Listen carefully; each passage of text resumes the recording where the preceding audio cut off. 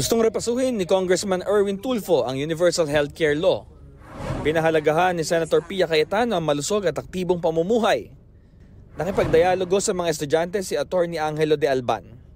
Hinimok ni Leody de Guzman ng mga kabataan na iwasan ang cancel culture.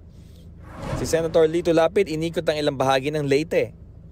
Sa Antipolo City naman nag-ikot si Manny Pacquiao. Development, peace at tourism ang isinulong ni Ariel Querubin sa Marawi.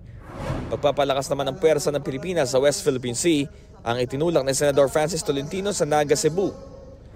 Nagsagawa naman ng press conference sa Iloilo City sina Modi Floranda, Mimi Doringo, Arlene Brosas at Amira Lidasan.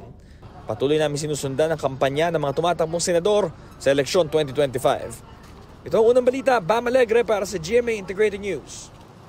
Igan, mauna ka sa mga balita, mag-subscribe na sa GMA Integrated News sa YouTube para sa iba't ibang ulat sa ating bansa.